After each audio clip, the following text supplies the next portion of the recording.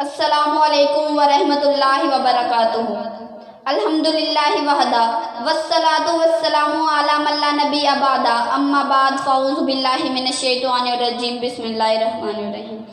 آج کا میرا موضوع ہے کسی کو گالی مت دو۔ قال رسول صلی اللہ علیہ وآلہ وسلم، سباب المسلم فسوق وقتالہ کفر۔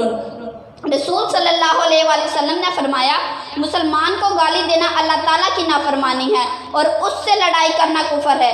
اللہ تعالیٰ قرآن مجید میں فرماتے ہیں، ان اللہ کر رہا، اور اللہ نے کفر اور نافرمانی کو تمہارے لیے ناپسند کیا ہے۔ رسول صلی اللہ علیہ وسلم نے فرمایا، آپس میں گالی گلوچ کرنے والے دونوں شیطان ہیں، وہ ایک دوسرے کے خلاف بد زبانی کرتے ہیں اور ایک دوسرے پر جھوٹ باندھتے ہیں۔ مومن گالی گلوچ، فحش کلامی اور بد زبانی کرنے والا نہیں ہوتا۔ رسول صلی اللہ علیہ وآلہ وسلم نے فرمایا، مومن تہن کرنے والا، لعنت کرنے والا، فحش باتیں کرنے والا اور بےہودہ گوئی کرنے والا نہیں ہوتا۔ رسول صلی اللہ علیہ وسلم نے فرمایا، آپ 4 چیزیں جن کے اندر وہ خالص منافق ہے اور جس کے اندر ان میں سے ایک خصلت ہو تو اس میں نفاق کی ایک خصلت ہے، یہاں تک کہ وہ بھی چھوڑ دے۔ ان میں سے ایک یہ ہے، حدیث نبوی ہے، اذا خاصم فجارا، جب وہ جھگڑا کرتا ہے تو بد زبانی کرتا ہے۔ میری دعا ہے کہ اللہ ان لوگوں کو عمل کی توفیق عطا فرمائے جن لوگوں نے کفر، جھوٹ اور بد زبانی کو اپنی عادت بنا لیا ہے۔ شکریہ۔